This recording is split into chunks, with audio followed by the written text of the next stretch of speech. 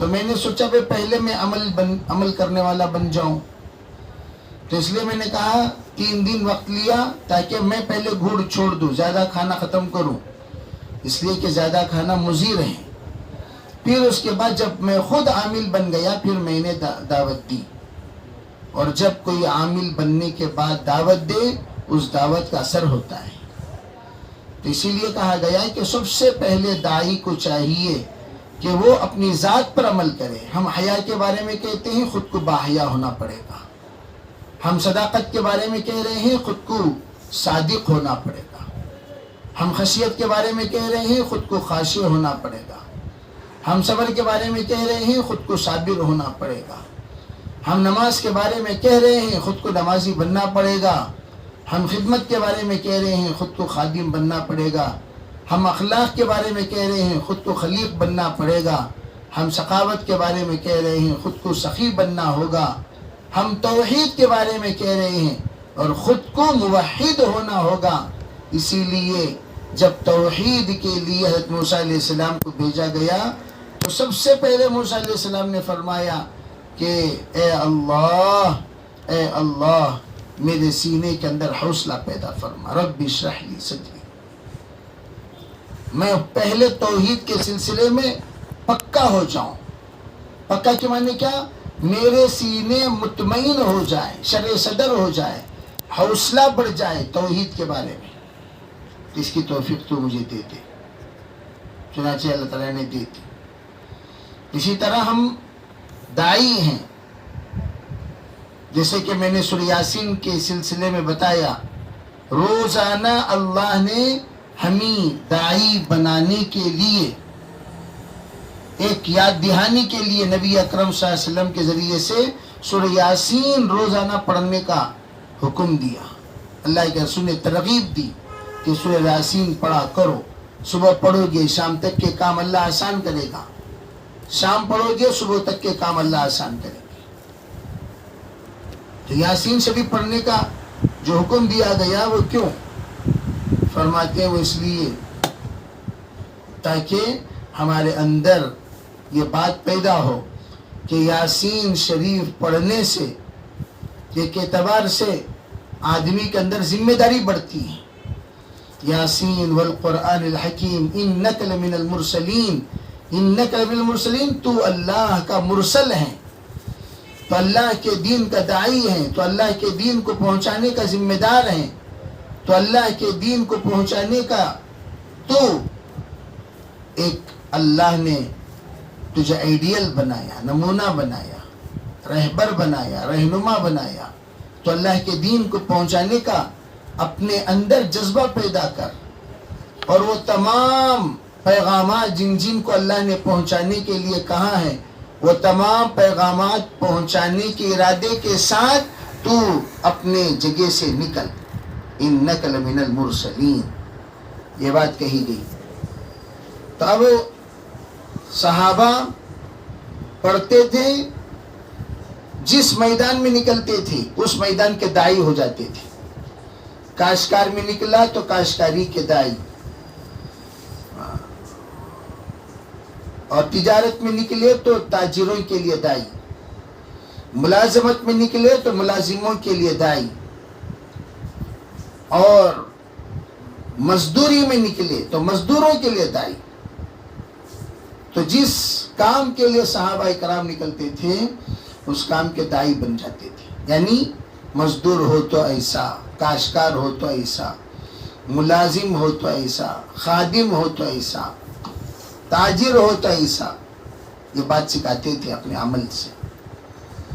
اللہ تعالیٰ نے سب سے پہلی نصیحت تو یہ فرمائی، دیکھو میرے ذکر سے باز نہ آنا، ہمیشہ مجھے یاد رکھنا۔ یہ آخری عشرہ شروع ہونے والا ہے، اس میں بھی یہی نصیحت ہے، اللہ کے ذکر کو مت چھوڑا کرو، ذکر کرو، دل کے اندر نرمی پیدا ہوگی، آنکھوں کے اندر نمی پیدا ہوگی۔ لینت بہت بڑی دولت ہے، جس کے اندر سختی آ گئی اس کے اندر ہر طرح کی خرابی آ گئی، جس کے اندر نرمی آ گئی اس کے اندر ہر طرح کی خوبی آ گئی۔ یہ کہا حضرت عائشہ صدیقہ رضی اللہ تعالی عنہا سے جناب رسول اللہ صلی اللہ علیہ وسلم نے۔ تو اس لیے یہ حکم دیا کہ نرمی پیدا کرو اپنے اندر. اذهبا الى فرعون انه طغى. اور پھر کیا کہا؟ دیکھو بھائی سنو جی، فرعون بڑا سخت مزاج والا ہے، اور سخت مزاج والے کے ساتھ سختی سے گفتگو نہ کرنا. موسیٰ تم بھی بڑے غصے والے ہو، اور تمہارے اندر بہادری ہے، جرأت ہے، حق کی بات بتانے کا ایک عجیب سلیقہ ہے، اور ناحق کو برداشت ہرگز نہیں کر سکتے. یہ اچھی چیز ہے، لیکن اس بات کا خیال رکھیں کہ آپ جہاں جا رہے ہیں وہاں پر کہیں ایسا نہ ہو کہ آپ بڑی سختی سے گفتگو کریں. سختی سے معاملہ بگڑ جاتا ہے، سختی سے معاملہ کبھی کبھار الٹ جاتا ہے. اب اس وقت میں آپ جا رہے ہیں، کئی دنوں کے بعد تو آپ کے اندر تبدیلی محسوس ہونی چاہیے. گفتگو میں بھی، آپ کے انداز گفتگو میں تبدیلی محسوس ہو. تو اس کے لیے آپ کیا کریں؟ اپنے اندر سب سے پہلے لینت پیدا کریں. چنانچہ حضرت کو یہ حکم دیا گیا کہ لینت پیدا کرو. چنانچہ حضرت نے لینت پیدا کرو. فَقُولَا لَهُ قَوْلًا لَيِّنًا. تو تم دونوں کے دونوں، چاہے موسیٰ علیہ السلام بیان کریں یا ہارون علیہ السلام بیان کریں، ہارون تم بیان کرو یا موسیٰ بیان کرے، دونوں تو کریں کیا؟ اس سے نرمی کے ساتھ بات کرنا.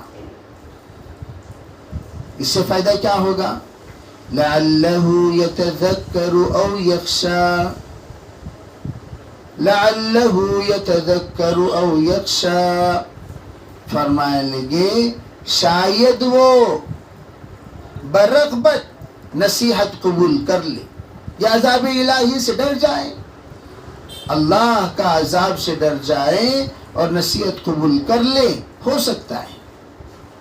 لعل کا جملہ امید کے، شاید کے. یہ کیوں؟ اب سوال پیدا ہوا کہ اللہ تعالیٰ کو تو پتا تھا فرعون تو جہنمی ہے، پھر یہ جملہ کیسے؟ فرمائے دیکھو، ایک ہے تقدیر مبرم، تقدیر ایک جو ہرگز ٹل نہیں سکتی، اور یہ کہ غیر مبرم جس میں کچھ گنجائشیں ہوتی ہیں. تو اسی قبیل سے اللہ تعالیٰ نے کچھ گنجائشیں رکھی ہیں، تو انہی گنجائشوں کا دروازہ کبھی بھی کھل سکتا ہے. اگر اس نے دل سے یہ بات ٹھان لی کہ مجھے تو ان گنجائشوں کے دروازے کو کھولنا ہے، کھول دیا، تو اللہ کی ذات سے امید ہے انشاءاللہ وہ گنجائشوں کے دروازے کے ذریعے سے ہدایت داخل ہو جائے گی، اور پھر وہ ہدایت یافتہ ہو جائے گا. تو اس لیے آپ کا کام ڈرانا ہے، آپ کا کام سمجھانا ہے، آپ کا کام بتانا ہے، آپ کا کام واضح کرنا ہے، آپ کا کام دعوت دینا ہے. دے دیجئے، لعل ہو سکتا ہے اللہ تعالیٰ ہدایت. اسی لیے ہماری ذمہ داری آواز بلند کرتے رہنا. اسی لیے علماء کہتے ہیں ہر عالم کی ذمہ داری ہے، ہر مومن کی ذمہ داری ہے، ہر داعی کی ذمہ داری ہے، ہر مسلم کی ذمہ داری ہے وہ اپنی آواز بلند کرتا رہے.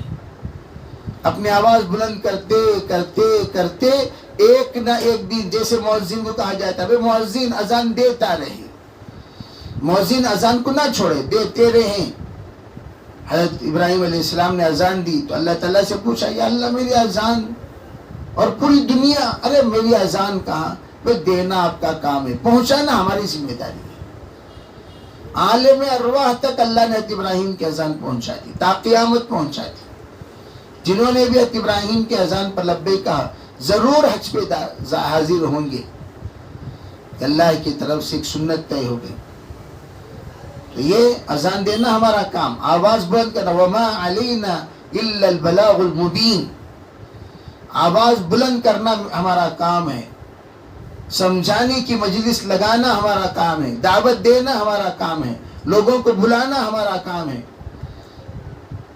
لوگوں کو بتانا ہمارا کام ہے کہ بھئی آ جاؤ آ جاؤ، اور یہ سنو یہ سنو یہ سنو. جیسے بھائی شوہر ہماری بات نہیں مان رہے ہیں، گھر کی تعلیم، ہمارے اکابر فرماتے ہیں اگر کوئی گھر کی تعلیم شروع کر دے، یوں سمجھو وہ پورے گھر کی ذمہ داری سے بے نیاز ہو گئے. اس لیے کہ بیٹے کو ہم نہیں سمجھا سکتے، تعلیم کے ذریعے سے سمجھایا جائے گا. بہو کو ہم نہیں سمجھا سکتے، تعلیم کے ذریعے سے سمجھایا جا رہا ہے. ہم شوہر کو نہیں سمجھا سکتے، تعلیم کے ذریعے سے سمجھایا جا رہا ہے. ہم اپنے گھر کے دیگر رشتہ داروں کو نہیں سمجھا سکتے، تعلیم کے ذریعے سے اللہ اور اللہ کے رسول کی بات سنا کر ان کو سمجھایا جا رہا ہے. تو جس نے تعلیم کی وہ گویا کہ گھر کی ذمہ داری جو افہام و تفہیم کی ہے، دعوت کی ہے، سمجھانے کی ہے، دین سکھانے کی ہے، وہ ذمہ داری سے بے نیاز ہو گیا. اسی لیے کہا گیا، حضرت انعام اللہ حسن صاحب رحمۃ اللہ کے پاس کسی نے آ کر کہا، حضرت جی، کہا میری بیوی تو تعلیم سنتی ہی نہیں، جب میں تعلیم پڑھتا ہوں وہ سنتی ہی نہیں. حضرت نے فرمایا بھئی واقعات پڑھا کرو، گھر کے اندر واقعات پڑھا کرو. واقعات جس وقت پڑھو گے تو واقعہ ایسا ہے جس سے دل کے اندر کشش پیدا ہوتی ہے. تو جب آپ واقعات پڑھو گے دل کے اندر کشش پیدا ہوگی. تو ایک دن نہیں سنے گی، 2 دن نہیں سنے گی، 3 دن نہیں سنے گی، بالآخر ایک نہ ایک دن تو آئے گا یہ پڑھ کیا رہے ہیں سنے گی.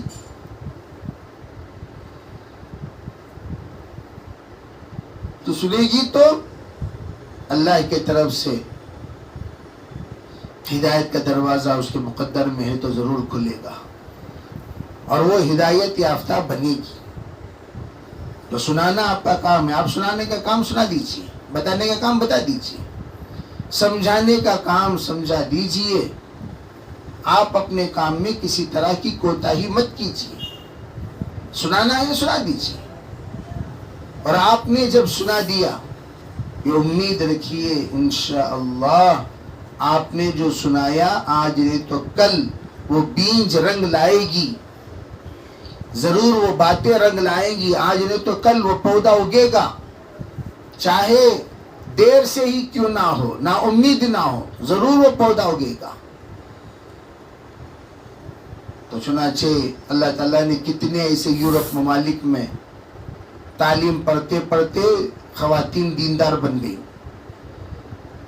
میں تو ہمیشہ کہا کرتا ہوں بھائی خواتین بدل رہی ہیں، اور ہمارے ہندوستان سے جہاں پر پورے عالم میں دین کے سمجھانے کا، نبھانے کا نظام چلا، وہاں کی عورتیں کمزور پڑ رہی ہیں. ابھی جہاں سے دین چلا وہاں کی عورتیں کمزور ہو گئیں، جہاں پر دین پہنچا وہاں مضبوط.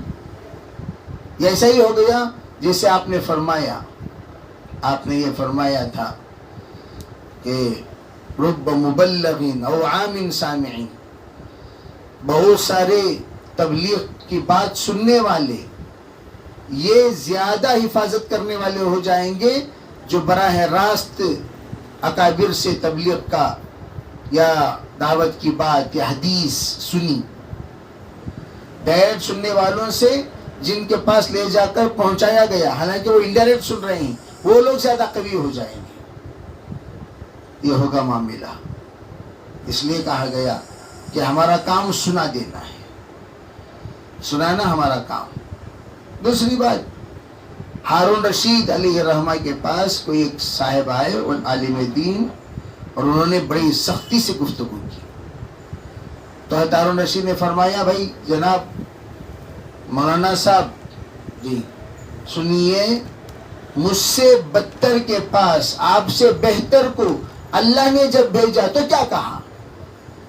مجھ سے بدتر یعنی فرعون، آپ سے بہتر یعنی حضرت موسیٰ علیہ السلام. تو اللہ نے جب ان کو بھیجا اللہ فرعون کے پاس تو کیا کہا؟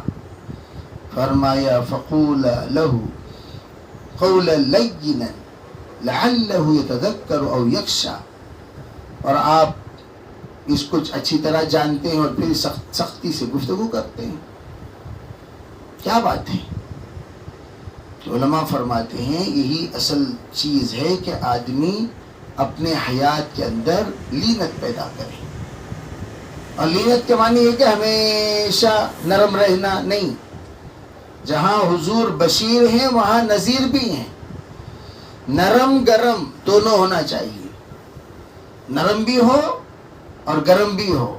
اسی لیے بشیروں و نذیرہ کہا گیا. نرمی کے اوقات میں نرمی کام آئیں گی, گرمی کے اوقات میں گرمی کام آئیں گی. ہر جگہ پر نرمی کام نہیں آتی. نرمی میں نرمی, گرمی میں گرمی. اس لیے کیا کہا گیا؟ نرم گرم دونوں ہونا چاہیے. بعض چیزیں ہوتی ہیں وہ ٹھنڈی کھانے میں مزہ ہے, بعض چیزیں ہوتی ہیں وہ گرم کھانے میں مزہ ہے. اور جو نارمل کھایا مزہ ہے وہ نارمل کھایا کریں. جیسے مستورات جانتی ہے اس بات کو اچھی طرح, کون سی چیز فریج میں رکھ کو کھانا, کون سی چیز گرم کر کو کھانا, کون سی چیز ایسے ہی کھا سکتے ہیں. تو اسی طریقے سے ہمارے یہاں ہر عنوان کا انداز گفتگو الگ الگ ہوتا ہے. جنت کے بارے میں بولو تو اس کا نہج الگ, جہنم کے بارے میں بولو تو اس کا انداز الگ. بعض لوگ جہنم کے بارے میں بولتے ہیں چہرے پر کوئی اثر ہی نہیں رہتا, خوف خود پر خوف تاری نہیں ہوتی. جہنم کو مسکراتے ہوئے کوئی کہتا ہے اسے پاگل بولیں گے جو جہنم کو مسکراتے ہوئے بیان کرے. بھئی جہنم کو تو خوف سے بیان کرنا چاہیے, ڈر سے بیان کرنا چاہیے. اس کا جو ریاکشن ہوتا ہے, اگر کوئی ہنستا ہوا نعوذ باللہ جہنم کو ذکر کرے تو اس نے جہنم کا استہزاء کیا, مذاق کیا. جنت کو کوئی روتا ہوا بیان کر رہا ہے, پاگل انسان. ارے بھئی جنت کے بارے میں بول رہا ہے, رونے کی بات ہے. جنت خوشی سے بیان کرنے کی چیز ہے. تو جب کسی کے سامنے کوئی عنوان پر گفتگو کریں, وہ عنوان دیکھ لیں کیا ترغیبی عنوان ہے تو نرمی کے ساتھ, ترہیبی عنوان ہے تو گرمی کے ساتھ, افہام و تفہیم عنوان ہے تو نارمل طریقہ اختیار کریں. ہمیشہ نرم پہلو مناسب نہیں ہے, ہمیشہ گرم پہلو مناسب نہیں ہے, اور کبھی نرم بھی کبھی گرم بھی. اسی لیے دونوں چیزیں حضور صلی اللہ علیہ وسلم کی دی گئی, بشیر و نذیرا, انا ارسلناک شاہدا ومبشرا ونذیرا وداعیا الی اللہ باذنہ وسراجا منیرا. تو یہ کہا کہ فقولا له قولا لینا لعلہ یتذکر او یخشی. آپ جائیے نرمی سے جو اپنی ذمہ داری ہے وہ نبھائیے. آپ کے اس نرمی سے ذمہ داری نبھانے کی وجہ سے ہو سکتا ہے اللہ رب العزت آپ کو وہ نعمت سے نواز دے جو نعمت سے نوازنا چاہتا ہے. اس لیے آپ اپنے گفتار کے اندر تبدیلی پیدا کریں. بہرحال یہ ہم لوگوں کو سمجھا دیا گیا.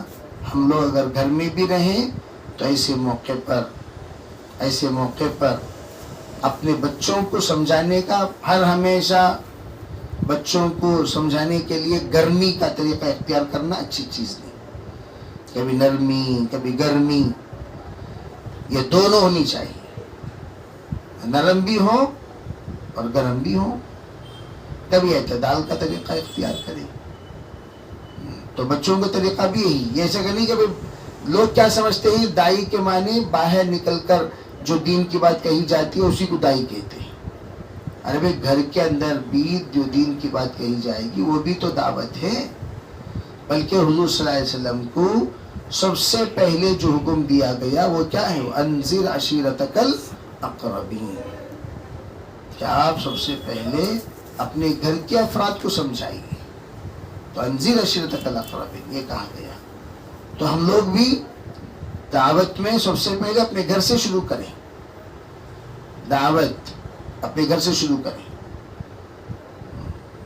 اور وہاں سے اپنے خاندان میں, اپنے اڑوس پڑوس میں. جیسے میں اکثر کہا کرتا ہوں بھائی ماں باپ اپنے بچوں کی پہلی فکر کریں, اپنی پہلی فکر کریں.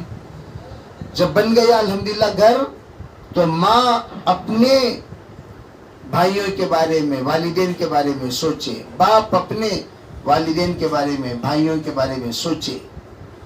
بچے کیا کریں؟ اپنے ددیال کے بارے میں بھی سوچیں، ننیال کے بارے میں بھی سوچیں.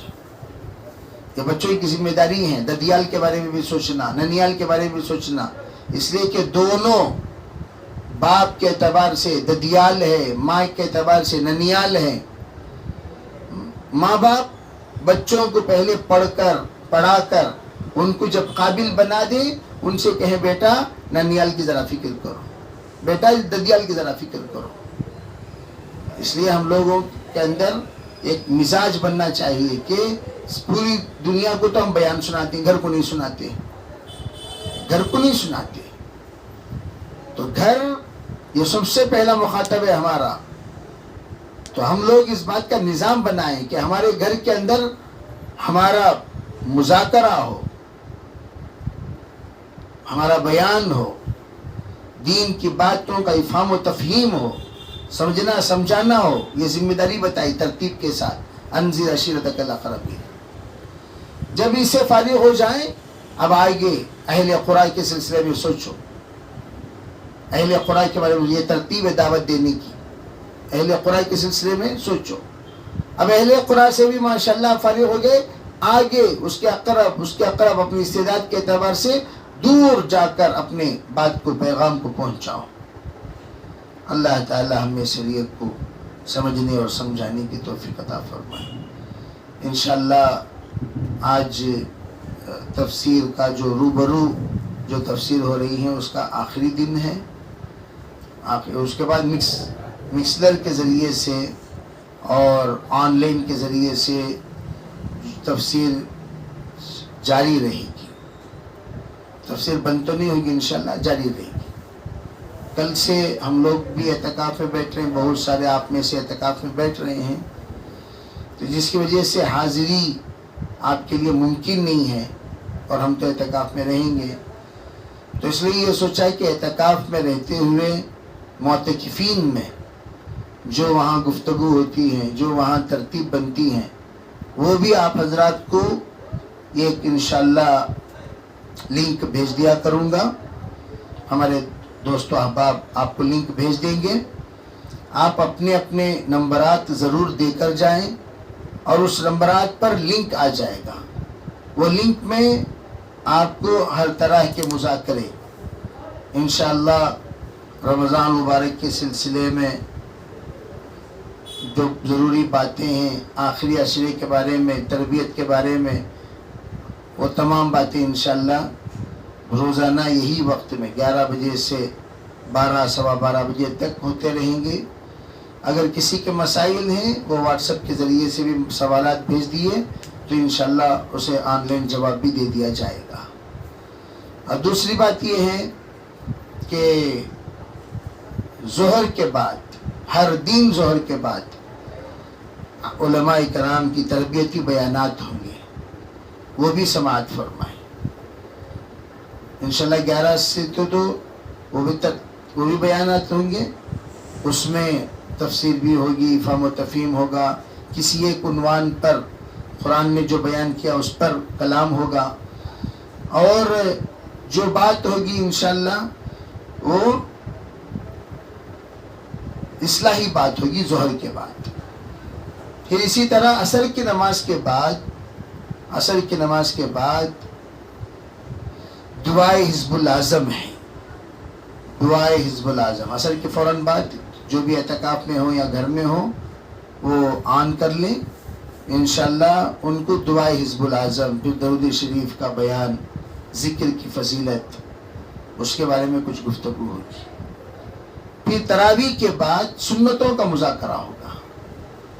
تو یہ تہجد سے عمل شروع ہوگا. تہجد میں ذکر، اور فجر کے بعد فکر، اور ظہر سے پہلے تفسیر، ظہر کے بعد اصلاحی بیان، اور عصر کے بعد ذکر اور حزب العظم کی دعائیں، اور عشاء کے بعد انشاءاللہ سنتوں کا مذاکرہ، آداب زندگی. انشاءاللہ آپ حضرات سے گزارش ہے کہ ان تمام اعمال میں شریک ہوں تاکہ ہمارا عشرہ عافیت کے ساتھ راحت کے ساتھ گزرے اور وقت ضائع کیے بغیر جو اصل ہماری زندگی میں ضروری ہیں وہ تمام چیزیں پیش آئیں. اللہ تعالیٰ ہمیں شریعت کو عمل کی توفیق عطا فرمائے.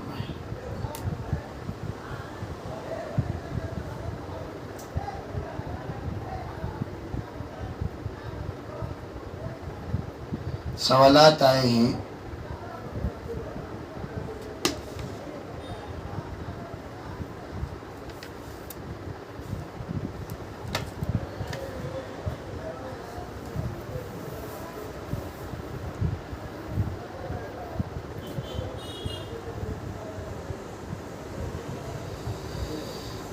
بچی کی شادی کے لیے کپڑے اور ساز و سامان لیے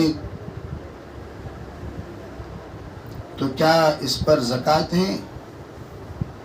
ارے بچی کی شادی کے لیے جو کپڑے آپ نے خریدے ہیں، جو ساز و سامان ہے، اس پر زکوٰۃ نہیں ہے، اس لیے کہ ابھی اس پر سال ہی نہیں گزرا. اس پر کہاں سے زکوٰۃ ہوگی؟ ابھی لیے ہیں آپ تو وہ چیزیں تو دینے کی چیزیں ہیں. تو ہاں البتہ جو زیورات آپ جمع کر کے رکھے ہیں اگر اس پر سال گزر گیا تو اس پر زکوٰۃ ہے. زکوٰۃ کے لیے سال کا گزرنا شرط ہے. اگر آپ نے وہ ساز و سامان لے کر رکھے ہیں اور انتظار میں ہیں اس تاریخ کے جس تاریخ میں بچی کی شادی مقرر ہے تو اس پر اتنا لمبا عرصہ نہیں گزرتا، تو اس لیے علماء فرماتے ہیں اس پر کسی بھی اعتبار سے زکوٰۃ نہیں ہے. ہاں البتہ زیورات پر زکوٰۃ ہے. اگلا سوال ہے بچوں کے لیے ایک زمین رکھی ہے تو کیا اس پر زکوٰۃ دینا ہے؟ کیا وہ بچوں کے لیے وہ زمین رکھے ہیں اسی میں گھر بنائیں گے یا اسے بیچ کر گھر بنائیں گے؟ یہ دیکھنا پڑے گا. اگر اسی میں گھر بنا رہے ہیں تو زکوٰۃ نہیں ہے. اگر اسے بیچ کر بنا رہے ہیں تو اس کا مطلب یہ ہے کہ وہ مال نامی ہے، گویا انتظار میں ہیں آپ کہ جب وہ پیسہ بڑھے گا پھر اس کے بعد ہم اس کو فروخت کریں گے، تو وہ مال نامی ہونے کے اعتبار سے اس پر زکوٰۃ دینا پڑے گا. اگر آپ کے دل میں فروخت کرنے کا ارادہ ہو، جیسے عام طور پر زمین خرید کے رکھ لیتے ہیں، شادی کے موقع پر بیچ کو شادی کریں گے تو اس پر زکوٰۃ. اگر آپ وہیں پر رہنے کے لیے خریدے ہیں، بچوں کو دینے کے لیے، بچوں کو رکھ لینے کے لیے، تو اس پر زکوٰۃ نہیں ہے.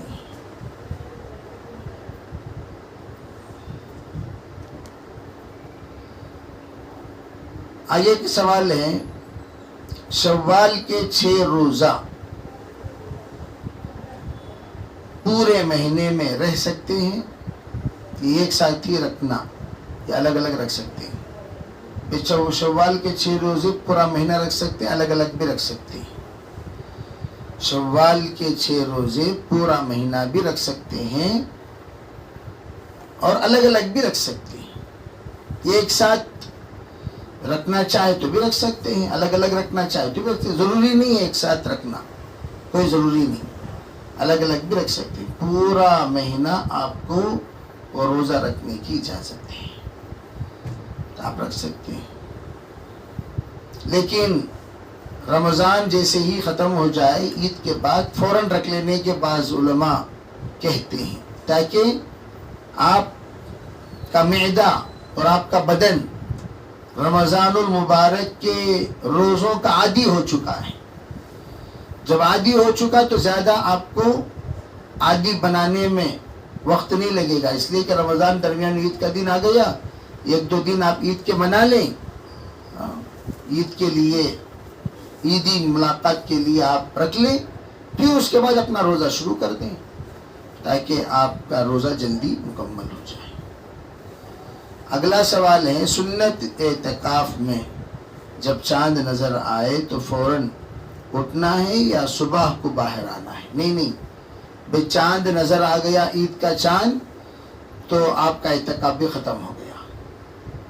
آپ کا اعتکاف بھی ختم ہو گیا، اس لیے کہ غروب سے لے کر غروب ایک دن کا ہوتا ہے. جب چاند نظر آ گیا تو چاند نظر آنے کے بعد وہ دن عید کا دن ہو گیا. گویا چاند نظر آتے ہی یکم شوال، اور وہ لیلۃ الجائزہ ہے.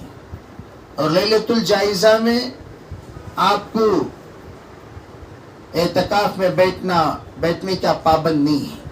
اعتکاف ہی ختم ہو گیا، اس لیے کہ اعتکاف روزے کے ساتھ ہوتا ہے. لیلۃ الجائزہ کے بعد عید کا دن ہے اور عید کا دن روزہ رکھنا حرام ہے.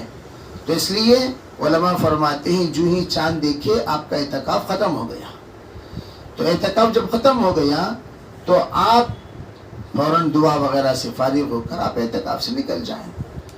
ہاں آپ اپنی ذاتی اعتبار سے یہ چاہ رہے ہیں، جیسے مثال کے طور پر کوئی اللہ کا بندہ مسافر معتکف ہے اور وہ یوں چاہتا ہے چلو بھی اعتکاف تو ختم ہو گیا لیکن آج کی رات لیلۃ الجائزہ ہے تو لیلۃ الجائزہ بھی میں مسجد میں گزار کر نکلوں، تو وہ نکل سکتے ہیں، ان کو اجازت ہے، کوئی بات نہیں. اگر وہ چاہتے ہیں لیلۃ الجائزہ کے کچھ اوقات بھی مسجد میں رہ کر نکلوں، یعنی تو مسافر وہ عید منا کر ہی جائیں گے اور وہ لیلۃ الجائزہ میں مسجد ہی میں رہنا چاہتے وہ رہ سکتے ہیں. اگر نہیں مقیم ہیں گھر جانا چاہتے جا بھی سکتے ہیں. لیکن اعتکاف ختم ہو گیا، چاند دیکھتے اعتکاف ختم ہو گیا. اسی طرح گھر میں رہنے والے بھی چاند دیکھتے اعتکاف ختم ہو گیا، آپ نکلیں، نکل کر کھانا وانا سب ساتھیوں کے ساتھ گھر والوں کے ساتھ کھا لیں. پھر آپ لیلۃ الجائزہ بیدار کرنا چاہتے ہیں، لیلۃ الجائزہ میں عبادت کرنا چاہتے ہیں، اللہ کو منانا چاہتے ہیں، تو آپ جا کر اپنی عبادت میں لگ جا سکتے ہیں.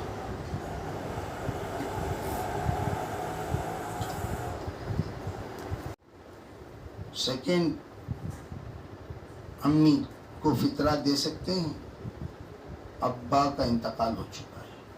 اچھا سیکنڈ مہندری ماں کو دے سکتے ہیں، اس لیے کہ وہ باپ کی بیوی ہے، باپ کی بیوی، تو باپ کی بیوی کے اعتبار سے وہ مہندری ماں ہے. اسی لیے مہندری ماں کے وراثت میں مہندرے اولاد کو حصہ بھی نہیں ہے. مہندری ماں کی وراثت میں مہندری اولاد کو حصہ بھی نہیں ہے وراثت میں، تو اس لیے ان لوگوں کو آپ دے سکتے، کوئی حرج نہیں. تو آپ ان کو بھی دیں اور ان کا خیال بھی کریں، اس لیے کہ وہ والدہ کے مانند ہیں، والدہ نہیں ہیں تو والدہ کے مانند ہیں، تو آپ ان کو دے سکتے ہیں، کوئی حرج نہیں ہے. تو اس لیے اگر کوئی فطرہ دینا چاہے یا زکوٰۃ دینا چاہے تو ان کو دے سکتے ہیں. آج جمعہ ہے، جمعے کی وجہ سے میں نے کل بھی اعلان کیا ذرا جلدی انشاءاللہ ختم ہو جائے گی. انشاءاللہ تھوڑی دیر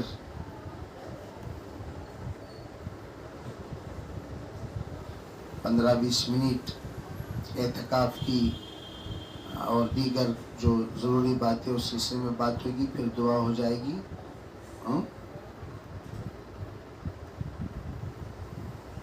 جیسے کہ میں نے آپ حضرات کے سامنے بتایا کہ آج ہمارا آخری دن ہے، اور آخری دن وہ آخری اعتکاف کے لیے چھٹی دے رہے ہیں. یہاں کی حاضری کی چھٹی ہے، بیان سننے کی چھٹی نہیں ہے. بیان تو انشاءاللہ آپ کے سامنے ہوتا ہی رہے گا. جیسے میں نے کہا باقاعدہ آپ کو لنک بھیج دیں گے، اور جو احباب سن رہے ہیں اہتمام کے ساتھ، وہ جن کے ذریعے سے لنک میں جڑے ہیں وہ برائے کرم اپنے اپنے نمبرات بھیج دیں. انشاءاللہ اس کا ایک نظام بتا دیا جائے گا آپ کو. ان اوقات میں یہ تمام اعمال ہوں گے. آج مغرب سے ہم لوگ اعتکاف میں بیٹھ رہے ہیں، اور آپ لوگوں میں سے بھی بہت سارے اعتکاف میں بیٹھ رہے ہیں، مستورات بھی. اللہ سے اس نیت کے ساتھ بیٹھے ہیں کہ ہندوستان کے جو موجودہ حال ہے، اللہ اپنے فضل و کرم سے معتکفین کی دعاؤں کی برکت سے اللہ تعالیٰ اسے بہتر سے بہتر بنا دے.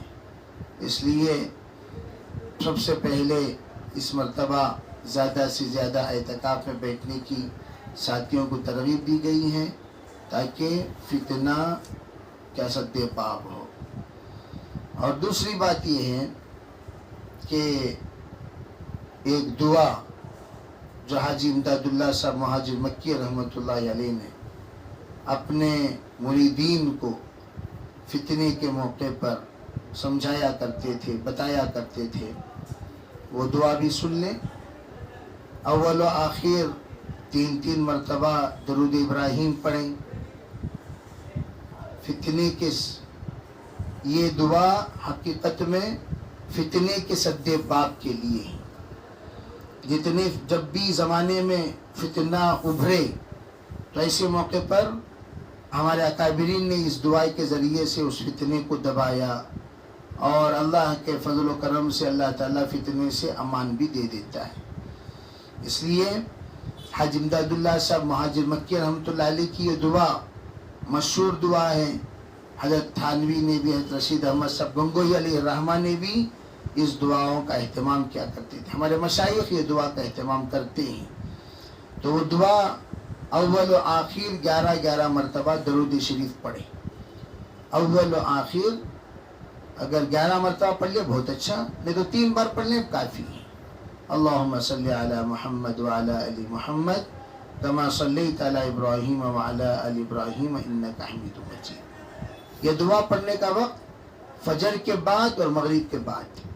فجر کی نماز کے بعد اسی جگہ پر بیٹھ کر پڑھیں، اور مغرب کی نماز کے بعد اسی جگہ پر بیٹھ کر پڑھیں. 3 بار درود شریف پڑھنے کے بعد 3 مرتبہ الامان الامان الامان، پھر 4 مرتبہ یا برہان، پھر آگے الامان الامان الامان یا حنان، الامان الامان الامان یا منان، الامان الامان الامان یا دیان. یہ 4 مرتبہ ہم لوگ الامان الامان 3 مرتبہ بولے. پہلے مرتبہ میں یا برہان، دوسرے مرتبہ میں یا حنان، تیسرے مرتبہ میں یا منان، 4 مرتبہ میں یا دیان. پھر آگے صرف 1 مرتبہ الامان من فتنة الزمان وجفاء الاخوان وشر الشیطان وظلم السلطان بفضلک یا رحمان، یہ کہتے ہیں آخر میں. پھر درود شریف پڑھ لیں 3 مرتبہ، اللہ سے دعا کریں. 1 مرتبہ بھی یہ دعا پڑھ سکتے ہیں، اور یہ دعا 3 مرتبہ بھی یہ دعا پڑھ سکتے ہیں، کوئی حرج نہیں. اس لیے کہ دعا چھوٹی ہی ہے، تو اللہ تعالیٰ سے دعا یقین کے ساتھ کریں. اللہ انشاءاللہ ہمارے سب معاملات کو اللہ حل کرے گا اور فتنے کو اللہ دبائے گا. اللہ ہم سب کو عمل کی توفیق عطا فرمائے. درود شریف پڑھیں. اللہم لک الحمد و لک الشکر. اللہم صلی علی سیدنا محمد وعلی آل سیدنا محمد وبارک وسلم. الامان الامان الامان یا برہان، الامان الامان الامان یا حنان، الامان الامان الامان یا منان، الامان الامان الامان یا دیان، الامان من فتنة الزمان وجفاء الاخوان وشر الشیطان وظلم السلطان بفضلك یا رحمان. اللهم صل وسلم دائما ابدا على حبيبك خير الخلق كلهم. اللهم اغفر لحينا وميتنا وشاهدنا وغائبنا وصغيرنا وكبيرنا وذكرنا وانثانا. اللهم من نحيته منا فحي الاسلام، ومن توفيته منا فتوفى الايمان. اللهم انا نسالك العفو والعافيه والمعافاه الدائمه في الدين والدنيا والاخره، والفوز بالجنه والنجاه من النار. اللهم لا سهل الا ما جعلته سهلا، انت تجعل الحزن سهلا اذا شئت یا رب العالمین. اے اللہ ہم سب کے گناہوں کو معاف فرما، خطایا سے درگزر فرما، بقیہ زندگی تیرے رحمات پر مرضیات پر گزارنے کی توفیق عطا فرما. یا اللہ ہماری ان تفسیری مجالس جو 20 دن سے تیرے فضل و کرم سے اللہ تو نے بآسانی چلایا. یا اللہ بڑی ہی محنت سے ہمارے مستورات نیند کو قربان فرما کر پابندی سے آتے رہے, سنتے رہے, سمجھتے رہے. یا اللہ ایک سلسلہ تیرے فضل و کرم سے الحمدللہ جاری و ساری رہا. میرے اللہ تو نے جو امانت والا علم ہمیں عطا فرمایا یہ پہنچانے کی ذمہ داری ہماری تھی. یا اللہ ہم نے بڑی کوتاہی کر دی, بڑی تاخیر کر دی.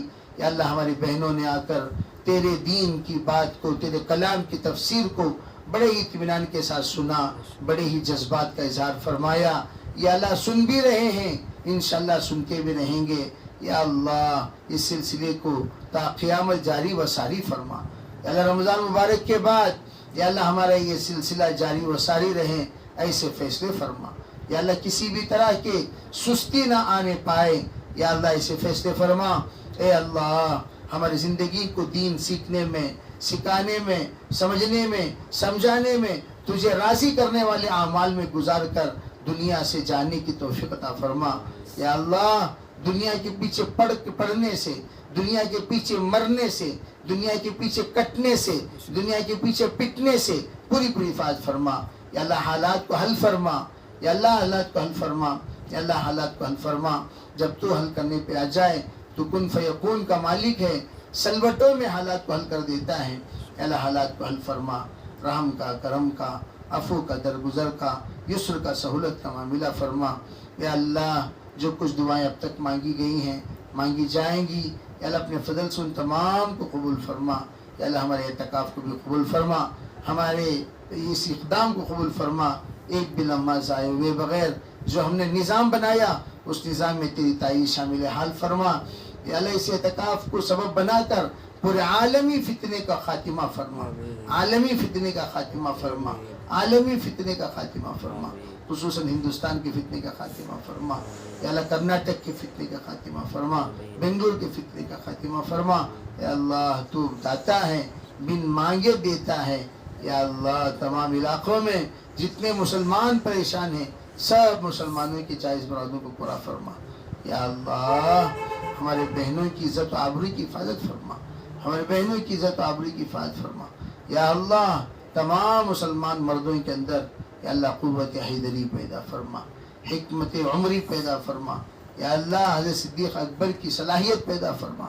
یا اللہ وہ اپنے بڑوں کے تابع دار ہو کر ہر کام کو سوجھ بوجھ کے ساتھ انجام دے, ایسے فیصلے فرما. جوش میں آ کر کام کو بگاڑنے سے پوری حفاظت فرما, ہوش میں رہ کر کام کو سنبھالنے کی یا اللہ کام کو صحیح انجام دینے کی توفیق عطا فرما. اپنے فضل سے, اپنے کرم سے ہماری دعاؤں کو قبول فرما. ربنا تقبل منا ما كان صالحا واصلحنا ما كان فاسدا برحمتك يا ارحم الراحمين والحمد لله رب العالمين. میں جو سوالات میں نے پھر بھی کہا, جو آئندہ سوالات کرنا چاہتے ہیں وہ باقاعدہ واٹس ایپ کے ذریعے سے اپنے اپنے سوال ارسال فرمائیں. انشاءاللہ اس کو نوٹ کیا جائے گا اور اس کا جواب دیا جائے گا. اس لیے سوال کا سلسلہ بند ہو گیا یہ سوچ کر نہیں, ہم اعتکاف میں رہیں گے تب بھی انشاءاللہ مجلس کے بعد آدھا گھنٹہ سوال جواب ہی کے لیے ہیں. تو پہلے انشاءاللہ مستورات کے طرف سے جو چھٹیاں آئیں گی اس کا جواب دیا جائے گا, بعد میں مردوں کی طرف سے چھٹیاں آئیں گی اس کا جواب دیا جائے گا انشاءاللہ. اس لیے آپ حضرات اطمینان کے ساتھ رہیں اور اطمینان کے ساتھ اپنے یہ چھٹی مت سمجھیں بلکہ یہاں کی حاضری کی چھٹی ہیں انشاءاللہ, تفسیر کی چھٹی نہیں. تفسیر کی تو انشاءاللہ تفسیر کا سلسلہ عید کے صبح تک بھی, عید کے دن بھی انشاءاللہ, عید کے دن رات آپ کو باقاعدہ عید کے آداب وغیرہ سے بھی انشاءاللہ آپ کو آپ کی خدمت کی جائے گی اور آپ کو سنایا جائے گا کس طریقے سے عید منانا چاہیے.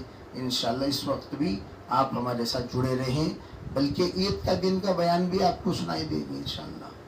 تو اس لیے آپ حضرات اس وقت میں چھٹی نہ سمجھیں, جاگنا ہے آنے کی نیت سے, یہاں سے جانا ہے. جیسے کہ میں نے بتایا اتوار کو ہر اتوار کو رمضان مبارک کے بعد بھی ہر اتوار کو جیسے شام میں اجتماع ہوتا ہے ویسے انشاءاللہ صبح میں, اس لیے کہ وقت ہمارا بالکل جدا رہے گا. صبح میں اسی طرح 11 بجے سے 11:30 سے 12:30 یوں سمجھیے، 11:30 سے 12:30 انشاءاللہ آپ کے سامنے تفسیر بیان کی جائے گی۔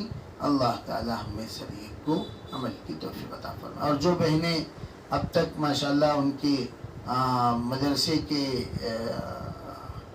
مدرسے کے لیے ان کی جو امانت اب تک نہیں پہنچی، جس کی وجہ سے وہ احباب بے چین و بے قرار ہیں، کیا اللہ وقت ختم ہوگا نا، مدرسے کو ہم لوگ کچھ خدمت کرنا چاہ رہے تھے، نہیں کرے نا بول کر آپ حضرات کے اندر جو بے قراری ہے، اس کے لیے ہم نے ایک راستہ کھول رکھا ہے، وہ یہ ہے کہ بھئی یہاں انشاءاللہ ہمارے بھائی رہیں گے، مفتی سراج الدین صاحب، ان کے پاس رسید بھی رہے گی، جب بھی کوئی امانت پہنچانا چاہتے ہیں امانت پہنچا کر رسید حاصل کر سکتے ہیں، یا گوگل پے وغیرہ دینا چاہتے ہیں تو میرے گوگل پے پر روانہ فرما کر پھر انشاءاللہ واٹس ایپ کے ذریعے سے رسیدیں پہنچائی جا سکتی ہیں۔ تو اس لیے آپ مایوس نہ ہوں، آپ مایوس نہ ہوں، آپ کی مایوسی کو ختم کرنے کے لیے ایک بہترین نظام بنایا گیا ہے، اس نظام کے مطابق آپ جڑ جائیں گے انشاءاللہ۔ آپ بھی اور آپ کے جتنے متعلقین ہیں ان تمام متعلقین کو آپ ترغیب دے کر باقاعدہ آپ اس کی ترتیب بنا سکتے ہیں۔ اللہ تعالی عافیت کے ساتھ ہمارے اس رمضان مبارک کو اختتام تک پہنچائیں۔ سبحان اللہ بحمدہ، سبحانک اللہم وبحمدک، ونشہد ان لا الہ الا انت ونستغفرک ونتوب الیک۔ سبحان ربک رب العزت عما یصفون وسلام علی المرسلین والحمد للہ۔